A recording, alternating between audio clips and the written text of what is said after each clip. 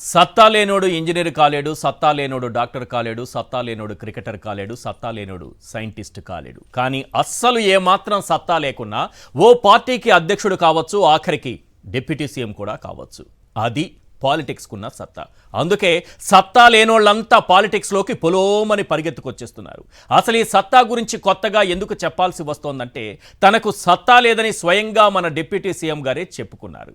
ఆయనలో లేనిది సత్తా మాత్రమే కాదు, ప్రతిభ, బలం, తెలివితేటలు, సమర్థత ఇవేవీ తనకు లేవని ఆయన గారే బహిరంగంగా చెప్పుకుంటున్నారు.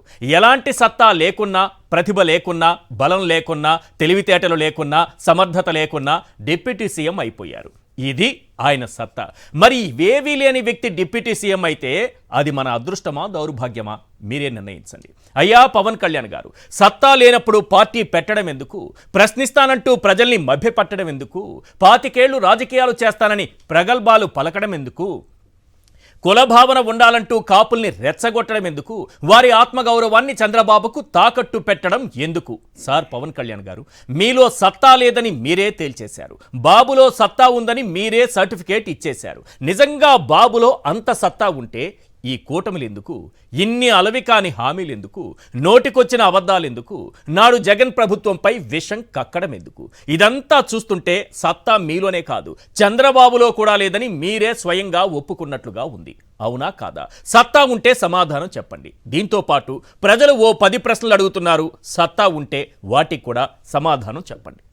Question number 1.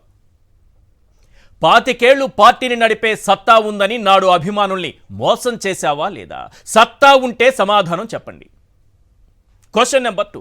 సత్తా లేకనే చంద్రబాబుకు మద్దతిచ్చానని నేడు నిండు సభలో ఒప్పుకున్నావా లేదా? సత్తా ఉంటే సమాధానం చెప్పండి. Question number 3. జనసేన ఆవిర్భావ సభలో 40 ఏళ్ల టీడీపీని నిలబెట్టానని గర్వంగా చెప్పుకున్నావా లేదా? సత్తా ఉంటే సమాధానం చెప్పండి. Question number 4. పొత్తు 15 ఏళ్లు ఉండాలి, బాబే సీఎంగా ఉండాలని అసెంబ్లీ సాక్షిగా భజన చేశావా లేదా? సత్తా ఉంటే సమాధానం చెప్పండి. Question number 5. కాపులంతా ఓట్లు వేస్తే సీఎం అవుతానని ఆ సామాజిక వర్గాన్ని మోసం చేశావా లేదా? సత్తా ఉంటే సమాధానం చెప్పండి. Question number 6. బాబు కోసం కులాల మధ్య చిచ్చు పెట్టేలా కులభావన ఉండాలని రెచ్చగొట్టావా లేదా? సత్తా ఉంటే సమాధానం చెప్పండి. Question number 7. ఆ 21 నియోజకవర్గాలకే పరిమితం కావాలన్న బాబు కండిషన్కు ఒప్పుకున్నావా లేదా? సత్తా ఉంటే సమాధానం చెప్పండి. Question number 8. బాబు రాజకీయాలకు పనికిరాడని పెన్షన్ ఇచ్చి పంపేయాలని అన్నావా లేదా? సత్తా ఉంటే సమాధానం చెప్పండి. Question number 9. లోకేష్ లాంటి అవినీతి పరుడు లేడని మైక్లో గొంతు చించుకుని అరిచావా లేదా?